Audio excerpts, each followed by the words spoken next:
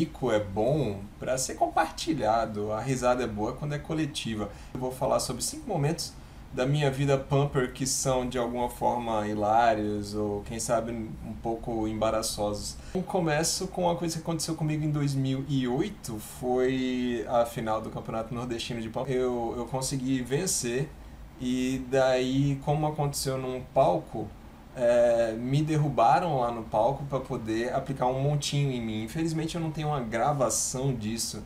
Assim que me derrubaram, vieram várias outras pessoas, né, poder se jogar, fazer um montinho, né, propriamente dito. E o que aconteceu? Eu escapei do meu próprio montinho.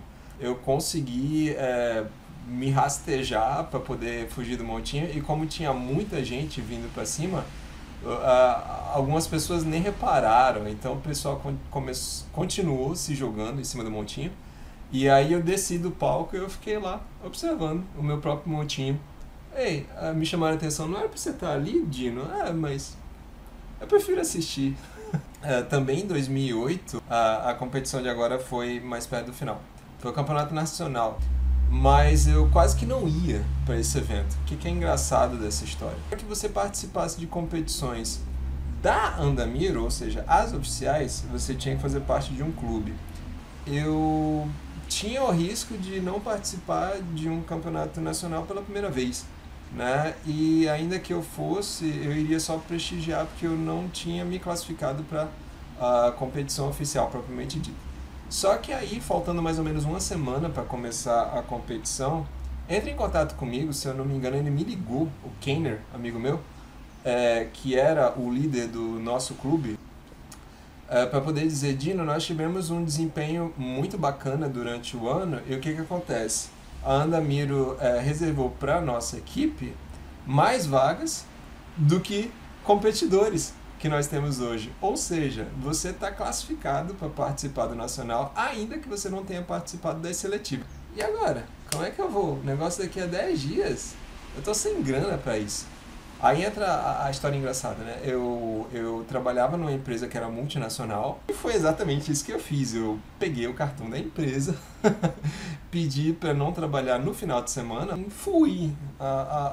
Eu não sabia como eu ia pagar passagem depois, mas eu queria muito ir. Participei das 2 categorias, em uma, a extraoficial, eu fiquei em 3º lugar, e na outra, a oficial, da qual eu nem participaria a princípio, eu fiquei em 2º lugar, eu vibrei muito. Agora, outro detalhe curioso é que naquela época, as competições oficiais da Andamiro davam prêmios em dinheiro.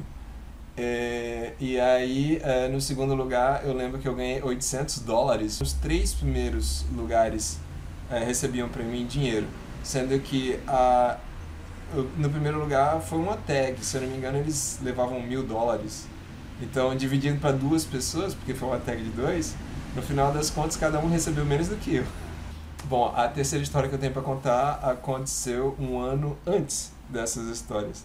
A gente conseguiu ter uma confraternização muito bacana dias antes do evento começar, né? Daí, o que acontece? Num desses dias de confraternização, se eu não me engano, foi uma sexta-feira, a véspera da competição, e eu me encontrei com uma menina que eu tinha conhecido, se eu não me engano, um ano antes, foi a Morgana. Eu sei que ela resolveu fazer um alongamento lá no meio dos treinos da gente, usando a máquina. E aí eu quero fazer uns alongamentos com você também. E nisso aconteceu que teve um momento em que ela abriu... Como é o nome daquilo? Spacate? É esse o nome? Aí tudo bem, fiz também. Eu achava que conseguia fazer aquilo. Daí essa menina me resolve colocar a cabeça sobre o joelho. Alguma coisa me dizia que aquilo ia dar. Nisso eu escuto. Tac!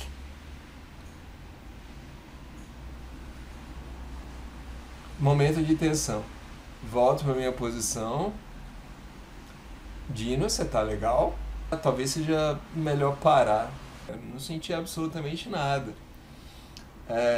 Curioso, eu tenho que falar uma coisa antes de ir pro outro dia. Porque, assim, à noite eu caminhei um bocado. Isso só piorou minha situação, porque quando eu acordei no dia seguinte, ah! Eu mal conseguia me mexer. Eu tinha distendido o músculo da ligação da coxa com o glúteo. E era o dia da competição.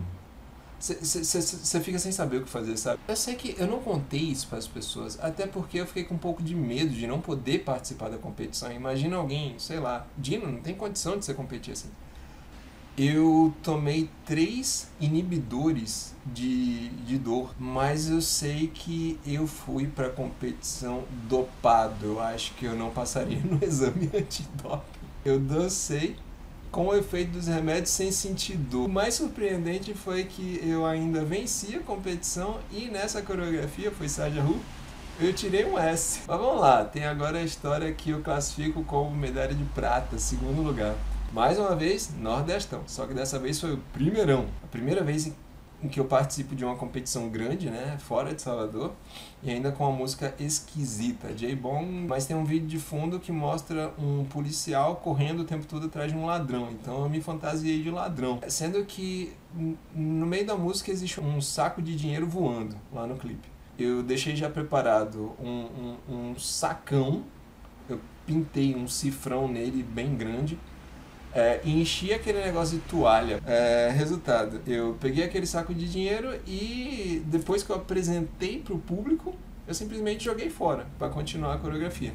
Depois que eu fiz isso, eu percebi que estava todo mundo dando muita risada. Até o apresentador do evento, que ficava em cima do palco, tinha caído no chão de tanto dar risada. Termina a coreografia, eu desço, eu vejo que...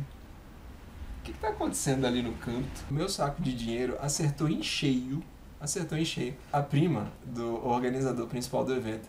Então não era por minha causa exatamente, o pessoal estava rindo, era por minha causa, mas porque eu dei um headshot na menina. Vamos então para a número 1. A número 1 é aquele mico que eu vou carregar pelo resto da vida, eu não tenho a menor dúvida. Todo mundo que conhece um mínimo da minha história na Pampa sabe disso. Estava ainda em processo de treinos, né? Assim, comecinho dos treinos. Sabe quando você tem vergonha de outras pessoas verem o início de uma coreografia? Que é aquele negócio horroroso. É justamente a hora em que você pensa, eu tenho que desistir disso, isso não é pra mim.